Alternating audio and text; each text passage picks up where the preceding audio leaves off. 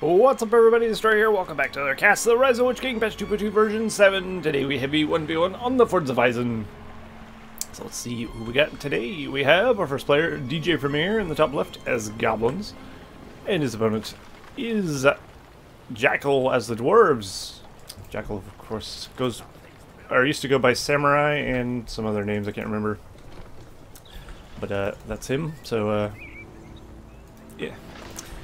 Dwarves versus Goblins should be hopefully entertaining, I suppose. It's a couple months old replay, I think, so I mean, the age doesn't really matter, of course, it's still version 7, but there's been a lack of new 1v1 and 2v2 good games, I would say, on the game replays to download replays from, so I'm casting older ones. Because I am not casting 4v4 garbage. Let's put it that way. And there's a lot. Alright, we have an archery range going down for JaCK. He's going for axe throwers. And DJ Premier is going for goblin caves. A couple of goblin caves going down. Get goblin warriors out and about. Should be pretty good. Goblins could do pretty well against dwarves. He could overwhelm the dwarves pretty nicely and attack him from multiple fronts. Defending his dwarves can be difficult. Sorry, my game alt-tabbed for no reason whatsoever, so I have no idea what happened. But, yeah, haven't missed anything. And hopefully nothing went wrong with the recording. We've got Goblin Warriors coming across. We also have a Builder coming across for DJ Premier, who's probably going to throw down a tunnel, I would expect. Somewhere around there. Looks like, I've already forgotten his new name. JaCK. I keep wanting to call him Samurai. JaCK's going for the Hull of Warriors. Looks like he's also using these axe throwers to creep the wargs. Targeting down the warg layer first. Not the best of ideas. So we'll lose a few axe throwers for his trouble there. But he should be able to take that without too much trouble. Looks like we have some Goblin Warriors in the base of JaCK, but he has some axe throwers on it. So they shouldn't get too much done. There might have been a mineshaft here that was taken out. In fact, I would venture to say there was. I mean, do indeed have a forward tunnel there. We got 3 goblin caves. Building goblin warriors there for DJ Premier. So he has potential to put out pretty good spam, which is always what you want as goblins, really. You want to get lots of troops on the field. Strengthen numbers. But you can't rely too much on that. Goblin Warriors, I feel like. They are the backbone of your army, of course, but late game they won't be as good as you would expect. A little weak, Goblin Warriors. So you'll want to mix and match your army with some half trolls, some spider riders, giants, etc. to really benefit as goblins late game. But that could be said about all factions, really, if you think about it.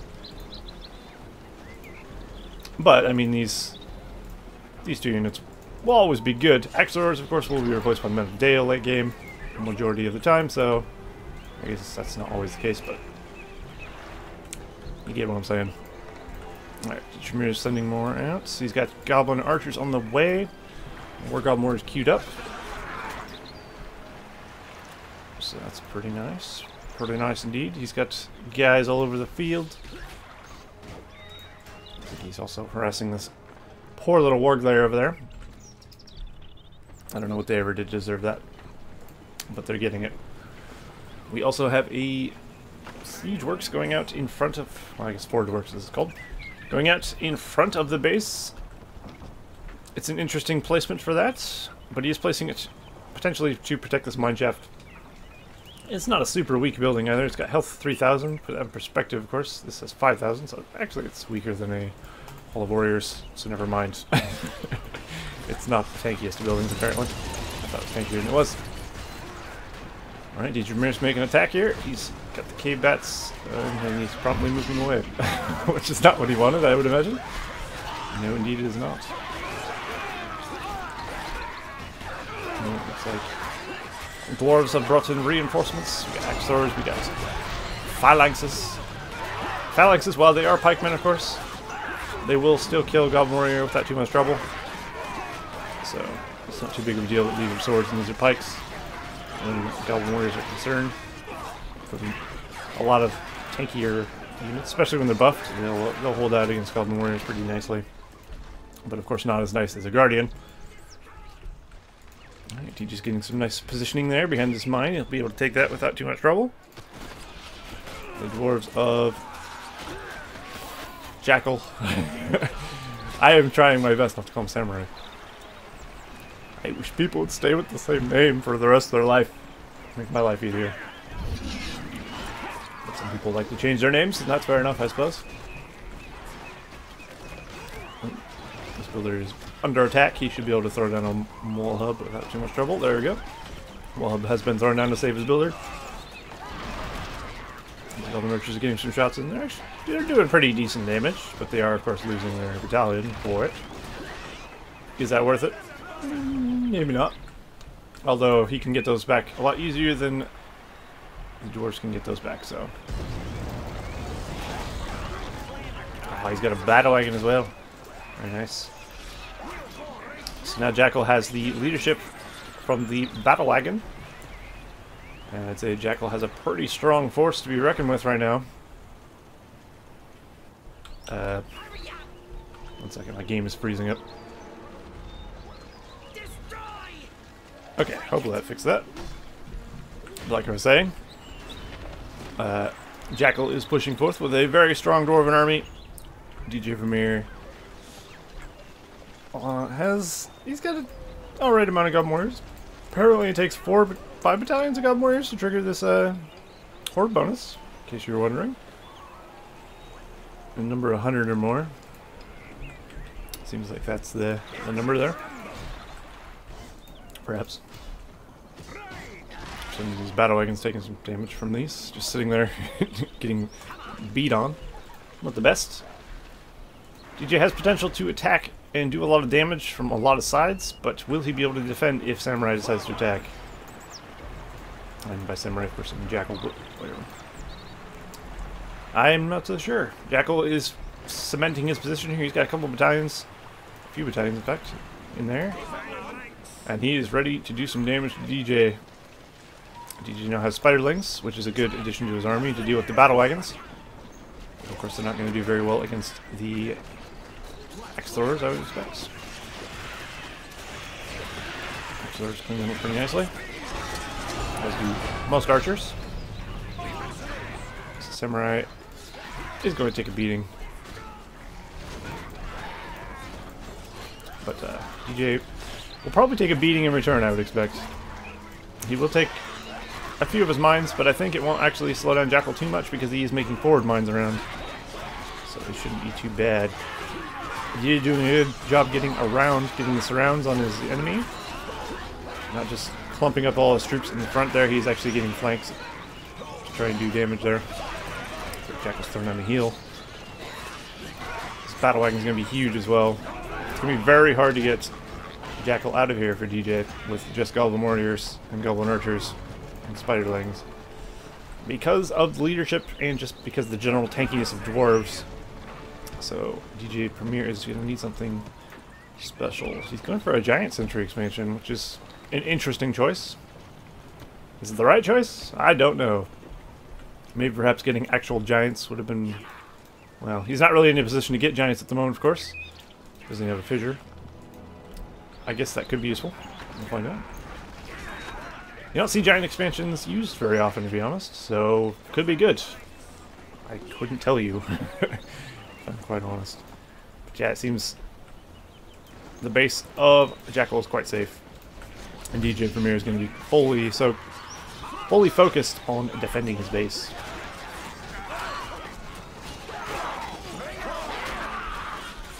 The Dwarves are very, very dug in.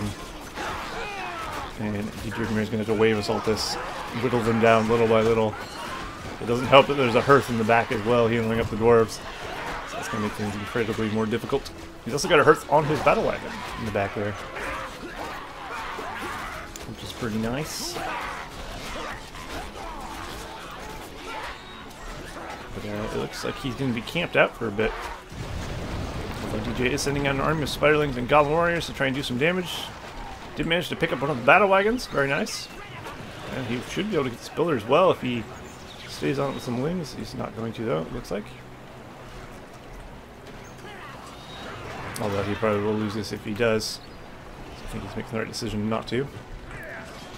While he's microing those around, he is sending an attack wave at JaCK's forces.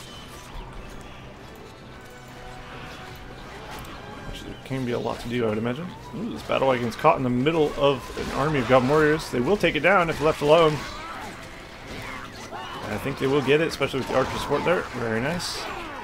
Without that, the Dwarves do lose their leadership bonus. A tower is being thrown up by JaCK in front of DJ Premier's base. Interesting. Well, this also about to get interesting real quick. DJ does have tunnels out here. He can, of course, get to the base of JaCK if he so desires, but he has to, of course, prioritize number one, keeping his base alive. Could be a bit difficult. You do have a Wildman summon going down for DJ Premier, which should do some damage.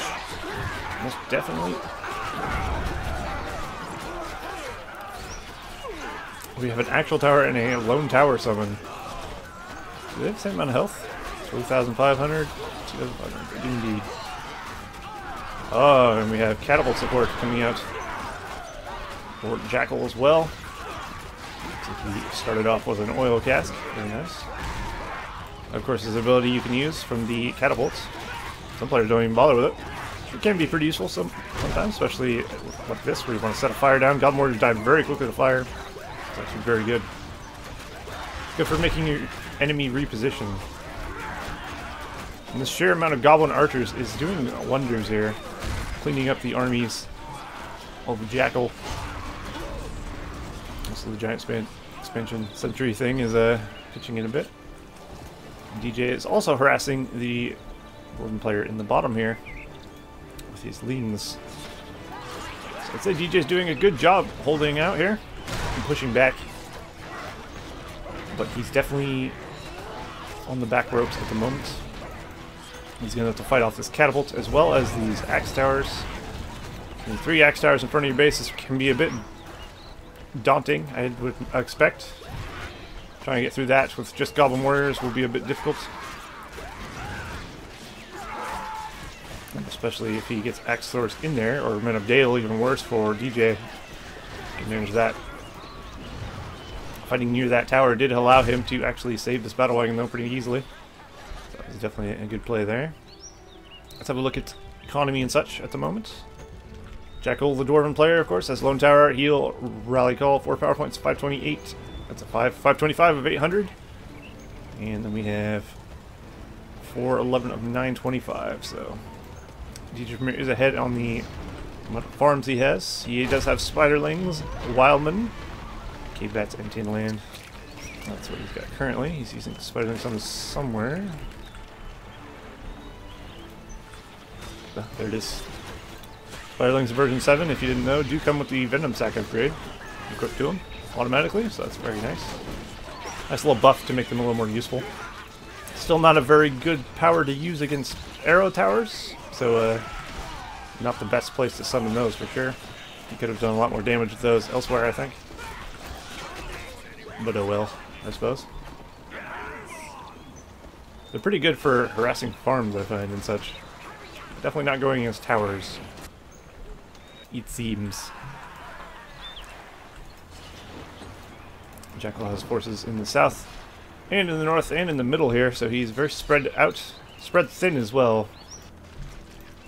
And DJ has a pretty decent size of Goblin warriors in his base, so that could do some damage. Because at the moment there is no dwarves here to defend other than this catapult, which could be picked up by these Spiderlings if DJ Premier is paying attention. And decides to do that, of course. Looks like he killed a few with the arrow and the oil cask thing again.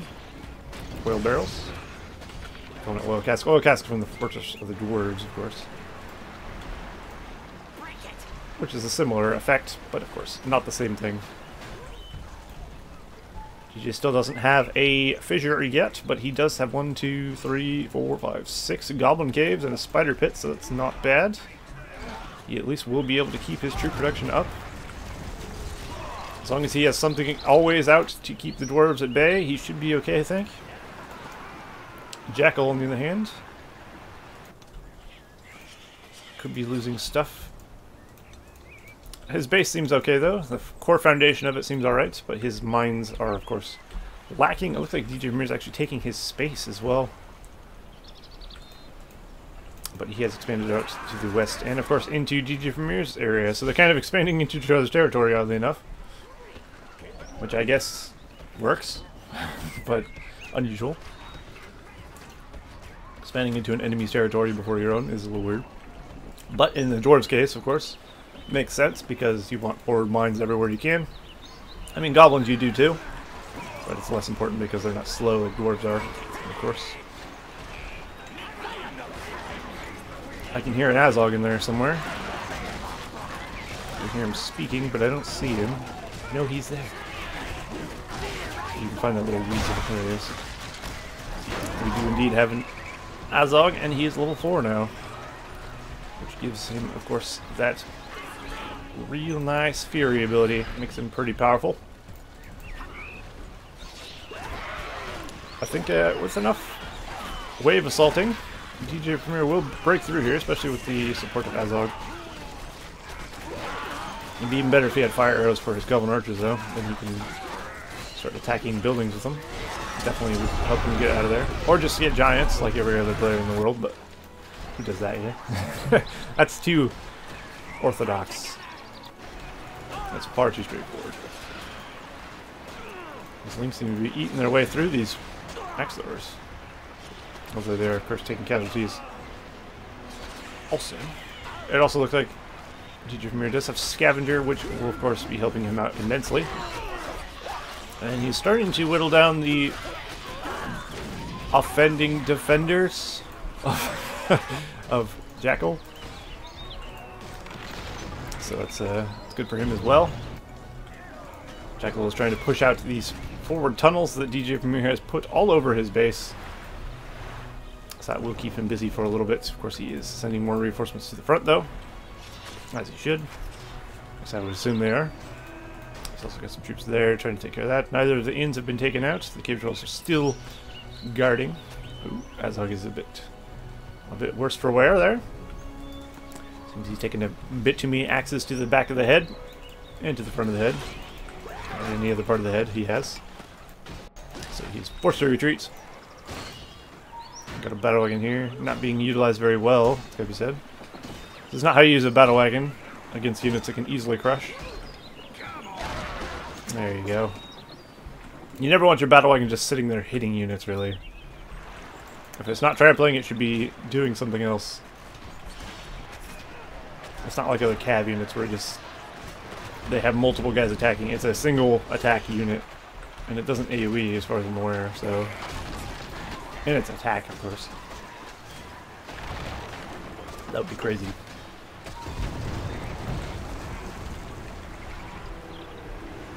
Alright, DJ Vermeer is broken through on the northern side. There's, of course, no towers on the northern side. He could easily get around there. Too much trouble. There's also someone in Wildman sent in a bunch of war-chanted goblins in Wildman to try and take these towers down. If we can get these towers down, that will open the floodgates, I feel like. And allow him into JaCK's base pretty nicely. Down goes one tower. The silver tower will follow shortly, as well as the Axor inside. As with those ones, I would imagine so. He's making sure his macro is on point, keeping his troop production up and running at all times, which is definitely what you want. He's also getting lumber mills. We do have, of course, Storm Riches for JaCK, which will definitely help him out as well. Keep him in the game. Keep him funded. But I feel like JaCK has a lack of troops. He also has a lack of potential economy, I'm not sure. Yeah, he's only sitting at 550 amount of mines. We have 875 command points for DJ Vermeer, who's doing much better. We do have a brand on the field, though, for DJ JaCK. JaCK, just JaCK. Who I feel is not very good against goblins, in my opinion. But, of course, he has his use. He can be easily overwhelmed by like 3 battalions of goblin warriors and killed off if you're not careful, so you do have to be careful with him because he's not super tanky. but at the same time, he will prove useful, as all heroes do. It's just maybe not the best hero, in my opinion. But take my opinion for what it's worth, which is nothing. So there you go. We do have a level 3 fissure here in the back of DJ Premier's base. He can, of course, start getting mountain giants. Or Fire Drake Brews, if he so desires. Well, I don't know. Fire Drake Brews might be pretty good, actually. As long as they're not going up against Brand, I suppose. He generally does pretty well against that kind of stuff. And there's very little of Jackal's forces here to stop DJ Premier at this point, it looks like. He's got a little tiny token force here. That's about it. He's got a couple of battle wagons, but I'm not sure where the bulk of his army is, or... I guess that is the bulk of his army. You're here and here. He's spread far too thin, considering how much DJ Premier actually has coming in his way. He's relying heavily on these battle wagons. These battle wagons could do a lot of damage. They could also easily be caught out and killed off if he's not careful. A couple of battle wagons together does seem to do pretty nice. They actually crushed a lot of Goblin Archers there. And of course Goblin Archers are not going to do a whole lot of damage, especially without fire arrows, to these guys. Azog has deemed they are not worth it, which is probably right. But he doesn't want to be in there by himself, of course. I hate that running animation for Azog. It's so bad. I realize Azog's model is just a leftover, unused model, and they just kind of requisitioned it for Azog and made it work, but my god, it's bad. And his animations are pretty wank. I would love a redo. I mean, that's the whole idea of the Rise of the Witch King HD edition, I suppose. Because we've seen fix... what's his name? The troll, Rogash. Fixed Rogash. Made him actually not shit, so that's pretty good, but... It'd be nice if the base game had, like, fixed not shit models as well. It's the dream, I suppose. Alright, in we go. Darkness has been called upon the world. And DJ Premier's troops will be benefiting quite nicely. That, of course, stacks with war chance, as you see there. These guys are even a brighter orange than when they were before. Of course, make him eat through these Dwarven armies quite nicely. And here's what I mean. Brand is really... He's not super useful against Goblins. I feel that money would have been much better used on some Men of Dale or something. The fact he's going so heavily on Axors is interesting. Axors not a bad call against Goblins. They do the damage. In fact, Axors might be a better call than Men of Dale, I'm not sure, but he just doesn't have a force. But he is holding out quite nicely. And the remnants of his former empire have fallen. Jackal is now getting hoppets though, which could be useful. Hoppets and rock throw mode are always good for dwarves to have, unless you have Men of Dale, of course. In that case, you're probably not going to want them, but you know he doesn't, so it's probably alright. And it's another production building he can use. He is command point capped, as you see there. His Axor is not finishing. I think the command point cap is really crippling him and making it very difficult for him to push back against DJ Premier now. And that, of course, is good for DJ Premier, because he is he's the reason there isn't very many mines. He's managed to catch a builder out, kill him off. He's taking out the mines and replacing them with tunnels. And just doing a generally good job of regaining map control here. That's a very nice idea. We have a couple of Dwarven builders just hiding up here in the... well, that one's not hidden. That one's sinking into the earth. So I guess that means he's dead, but... Those guys just lived through a slam shot? Impressive. Acrobatic they are. Now 6. He could use Crack the Whip and give his Goblin Warriors leadership or experience. Not particularly useful though, I think. Better for half trolls, of course. Half trolls with experience on the end is good. Goblin Warriors die so fast it doesn't really matter if level 2 or 1, to be honest, in my opinion. It's got a couple of Mountain Giants though, which could be the end of Jackal as we know it. Once he starts targeting the support down, there'll be very little JaCK can do to stop him, I feel like. He's making an aggressive push to try and stop these giants, but the Wildmen of Dunlin have been summoned upon him. Justice has been done upon him. The little Sally Force is dealt with. So things are looking very bad on all fronts. If he had Beastslayer Arrow, Brand could do some damage. Ooh, Gorkill's out in the field. He's very, very wounded thanks to Brand. Brand's of course good against heroes. That's one thing he has going for him, I suppose. But I'm thinking this is GG for Jackal, definitely. Sheer amount of DG Vermeer sitting in here with siege support. Should be no contest there. We have a rebuild though. And a Men of Dale summon. The Men of Dale rally to the Dwarves' aid. Will it be enough? Will the Men of Dale and Bran be able to bring down these mountain giants before his fort goes down? Well, maybe. Actually, maybe, yes. Not when he's focusing on Azog. Oh. Oh no. So much for that. His only hope crushed by a Watcher. Feels bad, man. For him, at least. Gotta feel good for DJ Vermeer, of course. Here come the Spiderling summon as well. Bring them and the Giants. Should be able to take this down without too much trouble. I do like the look of the little Spiderling there. The little Black Widow kind of things. The Widow color is the team color. Well, Giants have died, but not before the fortress of Jackal has fallen. And now it's just up to GG Vermeer to finish off the remnants, or Jackal to call GG and exit out of the game. Looks like he's choosing to fight it out, though. He does have an alright amount of troops. He does still have a builder as well. He's not out of the game, per se. He does, of course, still own the north as well, and he does have a builder there, also. So Jackal's still in it. But it would be very difficult for him to make a comeback. We also have Spider Riders for DJ Vermeer now. Showing up late to the party. Better late than never, I suppose. Spider Riders are usually a very strong unit you see earlier in the game. But he relied quite heavily on Lings. Seemed to do the trick, I suppose. Spiderlings are very good. They're super mobile. Fastest unit in the game.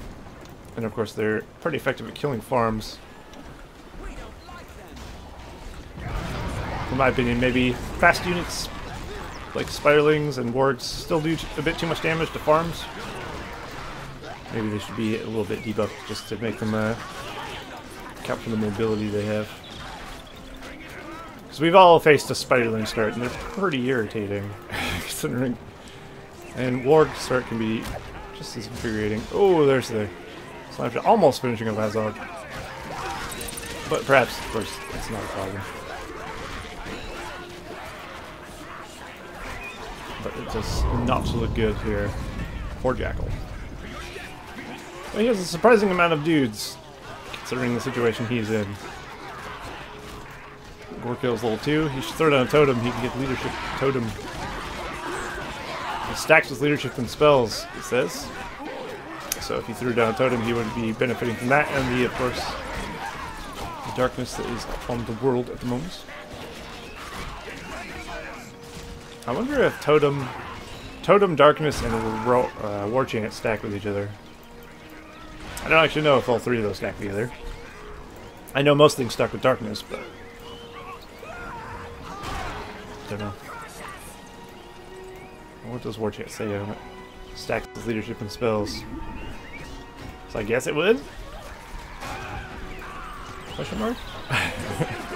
That's what I'm gleaning from that, at least. Alright, we got more giants on the way for DJ. He's also sending in lots more goblin hordes. Looks like he's starting to overwhelm the north as well a little bit. Taking out the mines where he can. If he can cripple all the mines, the dwarves will be in danger. It looks like, actually, Jackal managed to save up enough for a new fortress. Which is actually quite impressive that he managed to actually get that much money. He almost has enough for a 25-point power, but he does not have the fortress, of course. He only has 200 command point limit. He's actually command point capped over 200 at the moment, so DJ's at 1,000. This money does decide games. Like, If you don't have the money or the troop command point limit to support your armies, you will lose the game. It's just kind of basic maths, basic way things work. You have hobbits in a tower throwing rocks. You, of course, can still lose a game with a superior economy if your macro is bad and your micro is bad. Trust me, I know. I've lost many a game as a very wealthy Isengard, just because I'm bad at the game. But that is possible for anyone. It's a very cheeky place for a treasure trove, if you're gonna be honest. I'd say maybe it was there to repair his siege guys, but that doesn't actually work on giants as far as I'm aware. I could be wrong though. With units, or siege units in Rise of the Witch King Patch 2.2 version 7, if you go to level 2 and above, it actually doesn't say it for goblins, so perhaps it's not a goblin thing. You do get the repair range for siege weapons, but giants aren't actually siege weapons, so I guess it doesn't benefit them. It doesn't do it for them, I suppose. Which makes sense. So Jijimir has finally gone for the fire arrows, though. Which definitely helps. Fire arrows on Goblin Archers still doesn't make them amazing, but they're useful. And Brand has fallen. Looks like he got ran over by his own battle wagon, but he didn't, of course. It just looks that way. And now nothing stands. Well, I guess that stands. We have a citadel summoned in behind the fortress, oddly enough, not in front of it. You can summon this under an army, so he could have summoned that under the army of goblins, and that. I guess he wanted to fire the mighty catapult, which is fair enough. And of course, missing all but that one battalion of Axthors that were summoned in from the Wildman summon. I do love the Dwarven Citadel, it's super cool. Giant Dwarven statues. Pretty cool. Looks like it was built out of a giant rock. Basically what it is, I suppose. I think this will be the proper GG for Jackal this time. With the loss of the space, I can't see how he can come back from this one. He's lost his heroes, he's lost his army. If you look at the mini-map, it's all purple. And of course we have Balrog. It's always fun. And a nice way to finish things off.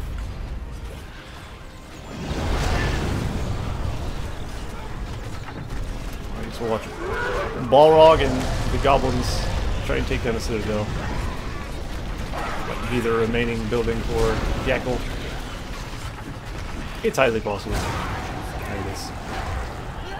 Cool. Well, there you go. JaCK's been defeated, and DJ Vermeer is victorious. Very nice. So yeah, that was a pretty good match. A bit back and forth. JaCK had that pretty much in his favor from like the first half of the game, and then it swung back into DJ Vermeer's favor for the second half of the game. So that was pretty good. I like the forward towers in front of DJ Vermeer's base. You know, nice, very classy. But didn't last too long, I'm afraid. And he lost. So yeah. Cool. Well, there you go. Hopefully you guys enjoyed that cast of the Rise of the Witch King Patch 2.2. And I will see you guys next time.